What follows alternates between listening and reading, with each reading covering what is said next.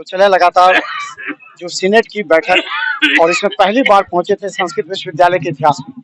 हमारे साथ सांसद गोपाल जी ठाकुर हैं। अभी आपकी बात हुई है, आप राज्यपाल से कौन से मुद्दे पर बात हुई है? क्या लगा, किस क्षेत्र में आए हैं वो पहली बार, अगर तो किस तरह की बात हुई? देखिए, आपके चैनल के माध्यम से सबसे पहले महामहिम राज्यपाल जी को हम बधाई और धन्यवाद देना चाहेंगे, जिन्होंने पहली दफे विश्वविद्यालय संस्कृत विश्वविद्यालय में सीनेट की बैठक में शिरकत करने का उन्होंने निर्णय लिया और काम किए।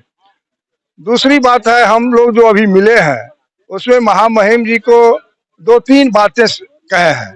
एक, जो दरभंगा एम्स के लिए लटकाने भटकाने और अटकाने का काम राज्य सरकार के द्वारा की गई है, तो इस विषय को हमने अवगत करवाने का काम किए हैं।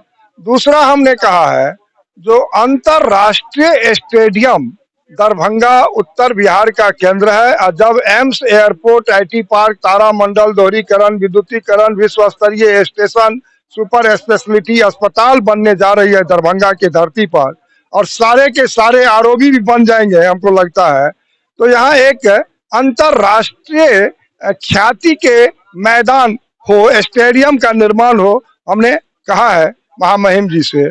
तीसरी बात, हमने कहा देश के प्रथम राष्ट्रपति डॉक्टर राजेंद्र प्रसाद जी दरभंगा के धरती पर आकर के मिथिला संस्कृत शोध केंद्र का शिलान्यास 1951 में किए, और उच्च शिक्षा के अधीन मिथिला संस्कृत शोध केंद्र आता है, और अभी तक राज्य की सरकार वहां पर उसके विकास के लिए कोई अभी तक योजना नहीं बनाई है। इसके तरफ भी उनको हम ध्यान आकृष्ट करने का काम किया है।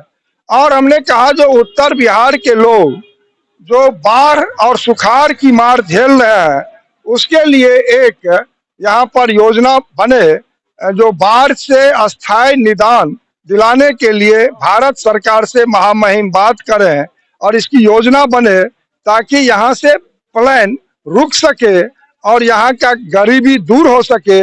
इसके लिए सबसे महत्वपूर्ण विषय है बाढ़ से अस्थायी निदान। बात उनसे और भी, और सीनेट को लेकर के भी कोई बात हुई है, यहाँ के संस्कृत विश्वविद्यालय की समस्या को लेकर? नहीं, उन्होंने सारे विषयों से आज सीनेट की बैठक में अवगत हुए हैं।